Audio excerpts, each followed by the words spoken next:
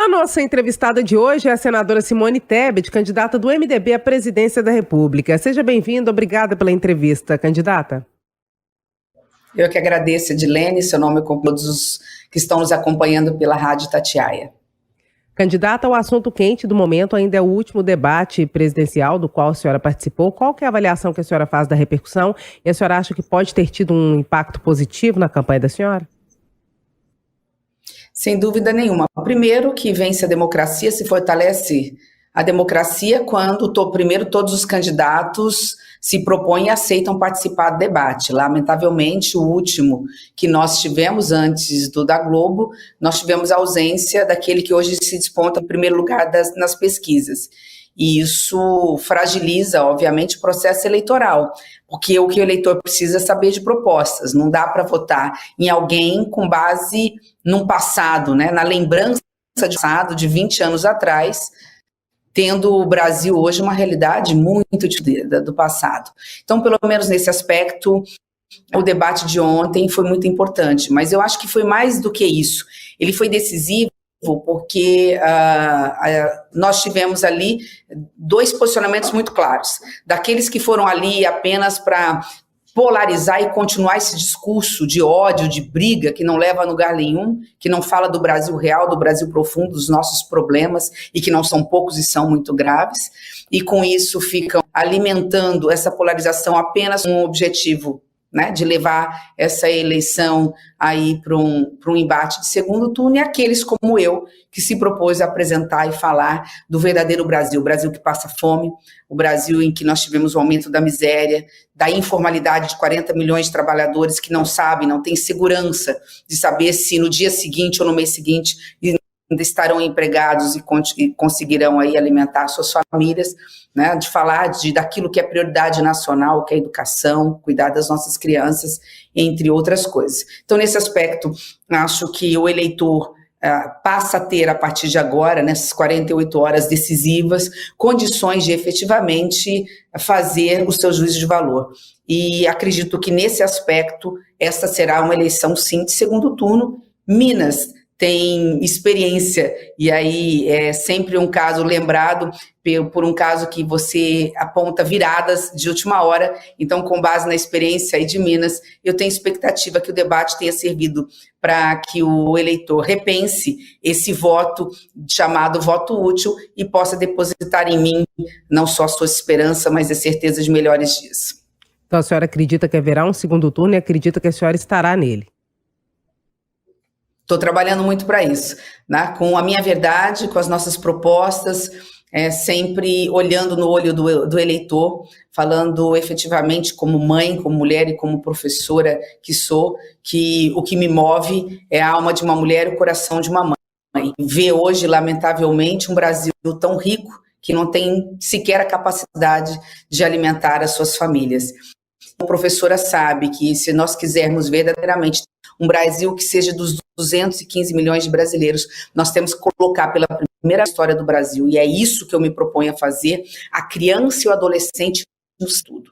Isso se faz através de uma parceria da União com os municípios de Minas, municípios do Brasil, com os estados, como o estado de Minas, que nós possamos, com diversas mãos, dar educação de qualidade para os filhos do Brasil. Pela conjuntura atual, a senhora acredita que, se for para o segundo turno, vai com qual dos candidatos? Lula ou Bolsonaro? Em indo para o segundo turno, é uma questão de pesquisas, não é questão de preferência, por estar mais consolidado e bem à frente numericamente nas pesquisas, sem dúvida nenhuma, com esse presidente Lula. A candidata, a senhora citou o cenário em Minas Gerais. Aqui em Minas, o MDB optou por não ter candidatura própria e apoiar o candidato ao governo de Minas, Romeu Zema, que já tem seu candidato à presidência da República, que é Luiz Felipe Dávila. A senhora avalia que isso possa ter prejudicado a campanha da senhora aqui no estado, que é o segundo maior colégio eleitoral do Brasil e é um estado considerado decisivo nas eleições presidenciais? Edilene, essa é uma eleição tão atípica, né? Uma eleição onde o eleitor, até agora, alguns estão votando não com o coração, mas com a razão, querendo escolher o menos pior, votando em A porque não quer B, votando em B porque não quer A. Isso também, de alguma forma, me entusiasma no sentido de trazer agora, nessas 48 horas, muita gente vai parar para pensar realmente se é esse o caminho, né? Até porque ontem ficou muito claro, naquele bate-boca lamentável, eu peço desculpa quem está nos ouvindo por ontem, né? Enquanto nós temos problemas reais no Brasil, alimentando, estimulando o ódio, discutindo quem é o menos pior, o menos corrupto, o menos incompetente, né? Olhando sempre pelo retrovisor, pelo passado, quando a gente tem que ver o que pode fazer para o futuro do Brasil. Então, diante desse cenário, eu tenho a expectativa de que essa é uma eleição tão diferente, repito, onde o eleitor está votando não com o coração, não com entusiasmo, que nós temos condições de chegar no segundo turno e que os palanques regionais, que é a pergunta que você me fez, os apoios regionais, eles não são tão decisivos, até porque a gente tem visto os candidatos a governadores que têm expectativa de uma possibilidade de ganhar primeiro, precisam manter-se de alguma forma neutros e distantes dessa posição para não perder voto. Então a senhora acha que um palanque regional vai fazer a diferença num segundo turno eleitoral mais do que fez no primeiro, é isso? Não sei, Edilene, isso nós vamos ter que aguardar, né? Nós vamos ter que aguardar para verificar quais são os palanques estaduais, quais são os governadores que vão se eleger no primeiro turno e quais não vão. Normalmente, quando você não tem um palanque regional no segundo turno, a eleição se esfria e volta a se olhar para a questão nacional.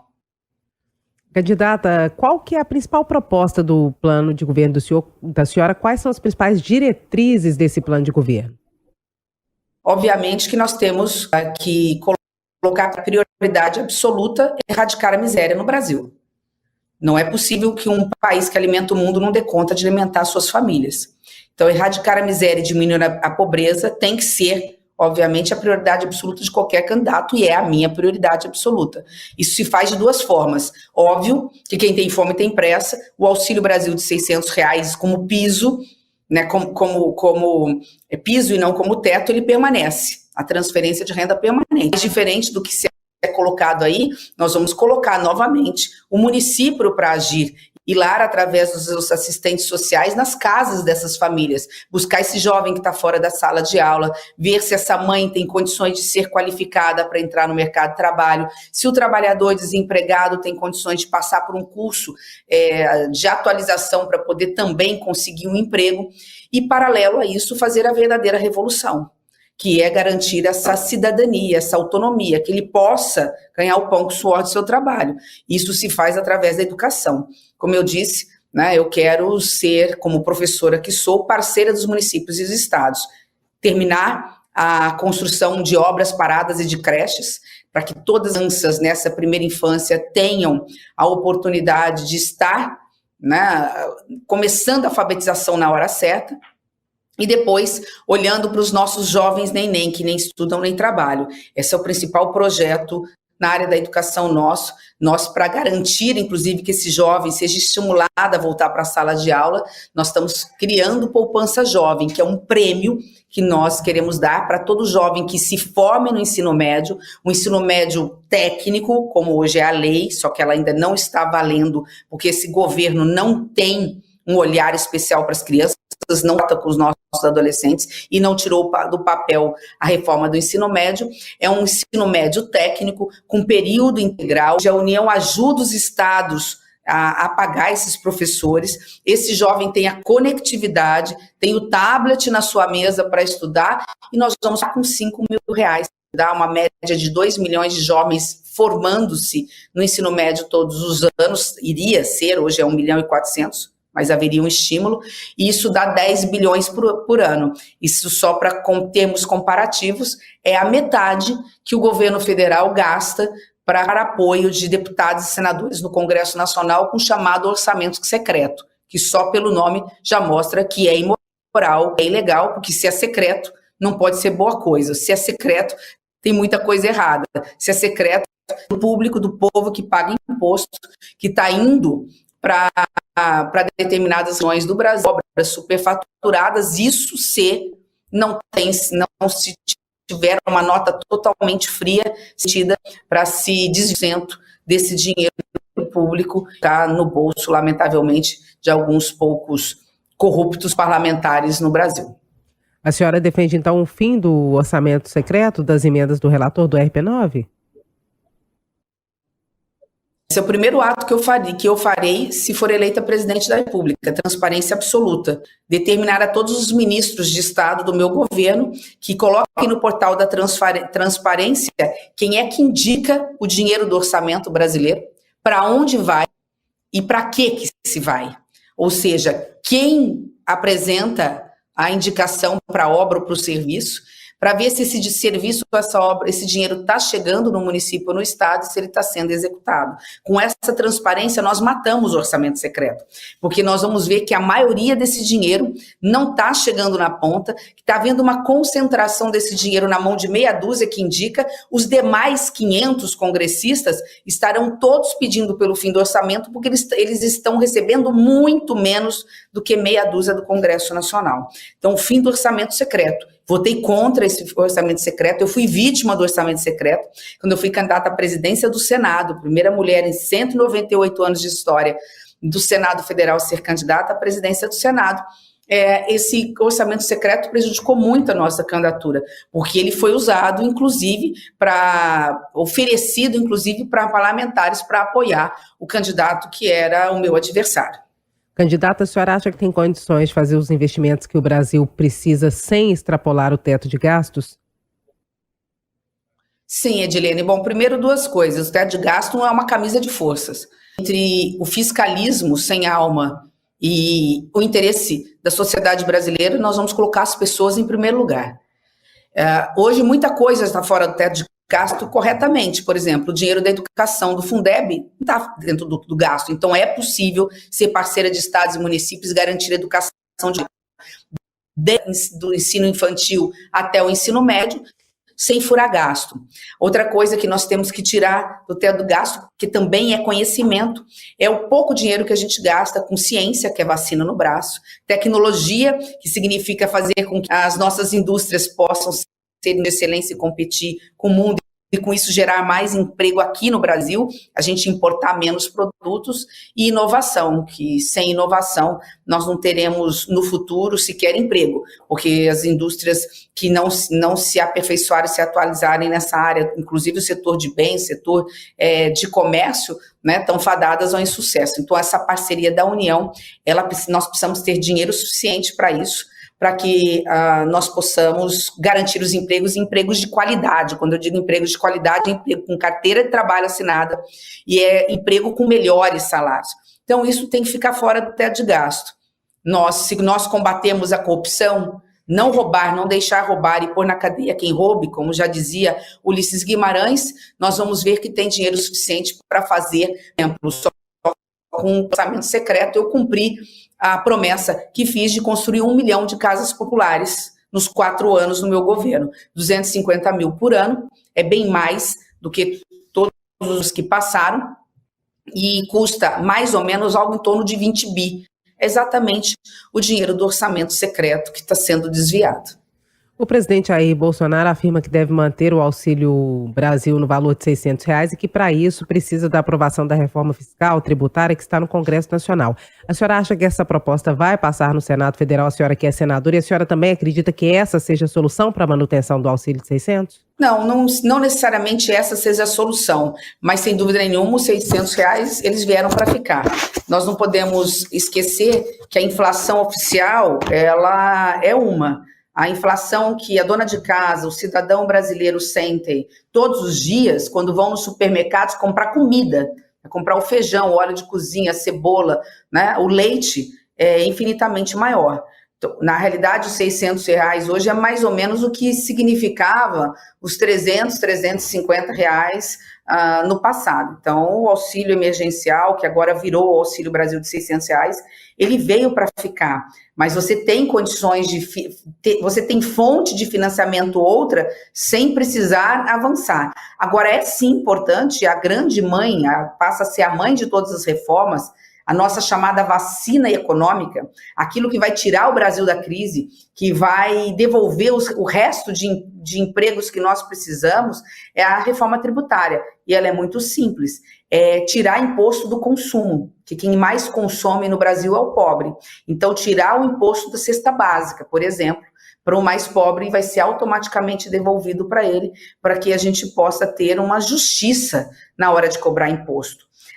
Não é possível que eu, como senadora da República, pague pelo preço da cesta básica, do arroz, do feijão, do leite, do ovo, o mesmo que um cidadão desempregado, um cidadão que ganha um salário mínimo e meio. Então, a reforma tributária, ela se propõe de olhar por esse aspecto e, de outro lado, simplificar as regras, unificar impostos, para que o setor que produz e que gera emprego no Brasil, especialmente o setor da indústria, que sem ela o Brasil não vai crescer, que não cresce praticamente há 40 anos, nós estamos crescendo a 1% ao ano, isso não é nada comparado ao mundo, nós estamos ficando para trás, né? Nós estamos perdendo posições e sem crescimento não há geração de emprego, sem emprego não há renda, sem renda a economia não gira e não gera mais empregos. Então a reforma tributária é importante por isso. Ela diminui a carga tributária das indústrias, simplifica e faz com que a indústria possa o país a gerar emprego e renda, que é fundamental para a gente garantir cidadania para os nossos brasileiros. Essa reforma tributária é simples, segundo a senhora, mas até agora ninguém conseguiu fazer. Se eleita presidente, o que a senhora faria para conseguir levar essa reforma mais complexa adiante, com o fim da tributação sobre o consumo para os mais pobres? É muito boa a sua pergunta. Eu sou professora de Direito Público, eu dei aula há 12 anos e, portanto, eu falava muito da reforma tributária, era a minha área, direito administrativo, e eu acompanho no Congresso Nacional, portanto, isso há muito tempo. Eu sempre fui cética, eu sempre fui pessimista em relação à reforma tributária por uma razão. Eu conheço as regras e sei que uma reforma tributária sempre faz com que um estado ganhe e outro estado perca. E se não houver unanimidade de todos os secretários de Fazenda, não passa. Esta reforma tributária, ela foi trabalhada ao longo desses quase 3 anos, pela primeira vez na história, nos 30 anos, tem apoio dos 27 secretários de Fazenda dos governos. Por quê? Porque ela teve a capacidade de se readequar, de unir 2 reformas pela primeira vez, e agora nós tivemos um texto que, se não é o excelente, é um texto muito bom. Está pronta, o governo tinha voto para aprovar já na comissão, em seguida ir para o plenário do Senado, mas ele não teve interesse nenhum. Sabe por quê? Porque o posto Ipiranga do atual presidente da República, ele é obcecado por uma única reforma tributária. É aquela que mexe com a chamada, só para as pessoas entenderem, para simplificar, é a CPMF repaginada. Colocou um vestido na CPMF, passou e falou, é isso que eu quero. Na realidade, é um imposto digital, um imposto que a gente fala que é circulação financeira, ou seja, cada vez que nós mexermos com o dinheiro no Pix que a gente tem, no cartão de crédito, pagando uma conta, você vai pagando esse imposto. Então, ele não queria reforma tributária e por isso que não aprovou. Quando nós tivermos um outro presidente da República ou uma outra presidente da República, essa reforma tem condições de sair do papel e vou dar até uma notícia boa para Minas Gerais. Não sendo eleito presidente o Bolsonaro, e eu no caso específico, é possível votar a reforma tributária que está no Congresso Nacional, no Senado, ainda este ano, nesses 2 meses que faltam, e aí na Câmara dos Deputados, no semestre que vem. Então, só para todo mundo entender, essa reforma que propõe a tributação dos mais ricos, que seria a fonte de financiamento, que segundo Bolsonaro pagaria mais R$200 para o auxílio de 400, mantendo de 600 no ano que vem, não é o mesmo texto que tira a tributação do consumo para os mais pobres, ou é o mesmo texto? Ou se for aprovado esse texto que está lá, ele não vai ter tributação, não vai ter tributação sobre o consumo? Como é que vai ser?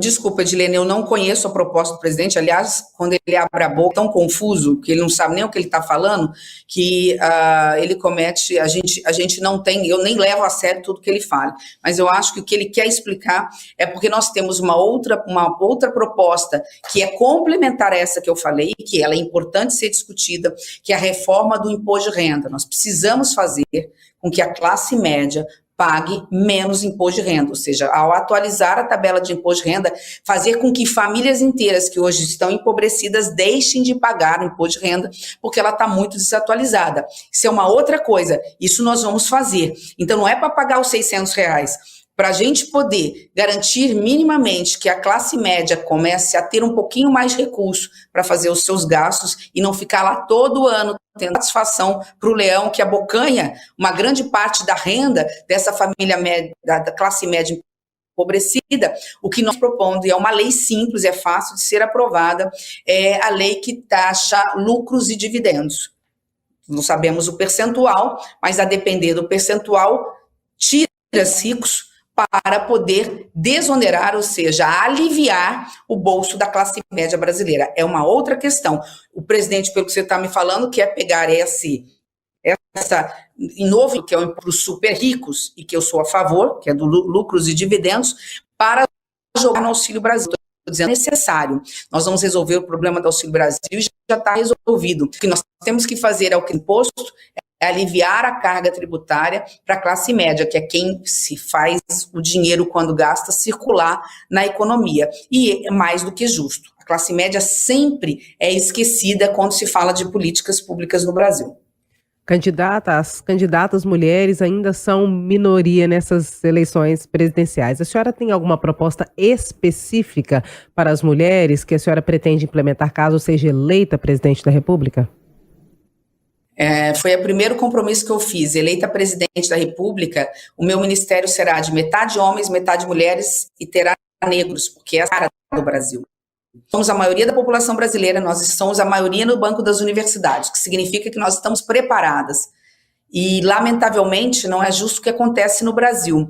Hoje, a mulher, no ambiente de trabalho, na mesma profissão, com o mesmo currículo, com a mesma capacidade, chega a ganhar branca até 20% menos. Se for negra, até 40% menos. Então, nós vamos tirar da gaveta da Câmara dos Deputados um projeto que eu aprovei como senadora, líder da bancada feminina, consegui tirar da gaveta no Senado Federal. Já está aprovado no Senado Federal, falta aprovar na Câmara. Então, eleita presidente da República, eu vou sancionar e, com isso, garantir não só justiça para as mulheres, mas você imagina a quantidade de dinheiro que vai circular na economia, no comércio, no setor de serviços de bens, e esse comerciante, esse micro, pequeno comerciante, vai conseguir contratar mais gente, ou seja, vai conseguir gerar mais emprego, simplesmente porque a gente vai colocar mais circular na economia brasileira. Com a maioria do Congresso composta por homens, a senhora acredita que vai ter apoio para aprovar essa proposta? Como nós aprovamos no Senado, e o presidente da República é uma mulher com poder, caneta na mão, acabando de urnas, eu acredito que a gente consiga aprovar já nos 2 primeiros meses do ano que vem. Candidata, com o MDB um pouco antes do lançamento da candidatura rachado, alguns defendiam outros nomes que não o nome da senhora, o lançamento da candidatura acabou sendo online. A senhora acredita que tenha sofrido algum tipo de preconceito dentro do próprio partido ou nessa jornada política da senhora? Para as mulheres é mais difícil encampar um projeto tão grande como uma candidatura à presidência da República? Bom, preconceito, discriminação, violência política, isso faz parte do dia a dia da mulher. Aliás, da mulher brasileira, eu não sou muito diferente das mulheres na iniciativa privada, né? A violência é uma constante na nossa vida. Tive diversas vezes experiências como esta. Eu sempre falo que a primeira vez, lá atrás, logo no primeiro dia que saí candidata, como candidata a deputada estadual 20 anos atrás, eu fui chorar no banheiro. Mas nada que depois não me fortaleceu. Hoje eu tenho a capacidade, a coragem de enfrentar e não aceitar isso. Mas no dentro do meu partido, eu acho que a questão foi outra. Não teve nenhuma misoginia, nenhuma discriminação pelo fato de ser mulher. É que é um partido hoje rachado, que lamentavelmente uma parte, ainda que muito pequena do partido, fisiológica, do toma lá da cá, da corrupção, preferiu esteve ao lado do ex-presidente da República, Lula, envolvidos que estavam, à época, no escândalo do mensalão, e comprava votos no Congresso Nacional pagando mesadas. Isso está provado na Justiça, e depois, quando foi descoberto, através do Petrolão, que quase quebrou a Petrobras. Então é isso, quer dizer, eles estão onde sempre estiveram, né? Eles lá, achando que a corrupção é algo normal, e eu do lado de cá, colocando as pessoas em primeiro lugar, pronta para servir, sabendo que o Brasil só vai ser grandioso quando for um Brasil de todos, um Brasil que inclua e que não exclua, um Brasil que garanta a igualdade de oportunidade a todos os seus filhos, que sabe que o dinheiro público é do povo brasileiro, do suor, do trabalho dele, que depois deixa uma parte muito grande desse salário em forma de impostos na mão do governo federal, para que o governo federal faça o dever de casa, garantir remédio no posto, médico para hospitais inclusionais, garantir a parceria com os governos estaduais para dar segurança pública para as nossas famílias, investimentos em casas populares, em obras públicas, aí mesmo em Belo Horizonte, Minas Gerais, nós temos um problema sério e falta parceria do governo federal e falta parceria da iniciativa privada, que é em relação a obras de infraestrutura no entorno, não só de Belo, mas em todo o estado. Eu estou falando de ferrovias, eu estou falando de duplicação falando mesmo do metrô aí urbano, que há anos se promete ampliação e agora está nessa questão se privatiza-se ou não, ou seja, se o leilão vai para frente ou não. Então é isso. Colocar o dinheiro no lugar certo, sendo honesto, que não falta dinheiro público no Brasil, basta ser honesto, ter vontade política e elencar prioridades. Em relação ao metrô de Belo Horizonte, a senhora defende ou não a privatização? Não sou eu que tenho que defender, Edilene, é o povo de Minas Gerais. A gente tem que ouvir o chão, através do prefeito, através do governador, depois de anos, analisar. O que importa é o seguinte: o metrô de Minas Gerais, ele não tem linha suficiente, ele precisa ser ampliado, ele precisa garantir a qualidade da mobilidade urbana. O trabalhador não pode ficar 1 hora, 1h30, dependendo das pessoas de onde elas estão, tendo que pegar mais de uma condução para chegar no ambiente de trabalho, cansados, não conseguindo produzir, depois fazer o processo de inverso. Se for mulher, ela vai chegar em casa e ainda ter uma tripla jornada de trabalho, porque ela ainda vai ter que fazer comida, colocar seu filho para dormir. Então não sou eu, não pode ser de cima para baixo, é uma construção. Nós vamos ver junto com o governador, junto com o prefeito, é melhor privatizar ou não? É parceria? Vai ter, a princípio, aí uma injeção de dinheiro público do governo federal aí com recurso do povo mineiro. Se for esse o caminho, vai continuar assim. Candidata, a senhora tem 1 minuto para as considerações finais. Agradecer à Rádio Itatiaia a oportunidade de falar com o povo mineiro nessa que é a eleição mais difícil dos últimos 30 anos e a mais importante. Pedir a você que faça uma reflexão, pelo que viram na campanha, essa polarização ideológica da esquerda com a direita é uma briga sem fim, onde nenhum dos dois é o Brasil de 2026, que é isso que aconteceria se qualquer um dos dois ganhasse a eleição. Um que perder não vai deixar o outro ganhar. Então nós nos apresentamos de forma diferente. Tenho coragem e amor. Com amor vazio, com coragem, vamos derrotar a fome e a miséria. Mas para isso, eu preciso do seu voto de confiança, para cuidar da educação de qualidade, da saúde dos nossos idosos e fazer um Brasil inclusivo, um Brasil que seja verdadeiramente dos 215 milhões de brasileiros. Sou ficha limpa, tenho experiência e sei como fazer. Por isso, peço seu voto. Eu sou Simone e meu número é 15. Senadora Simone Tebet, candidata à presidência da República pelo MDB, muito obrigada pela entrevista. Eu é que agradeço.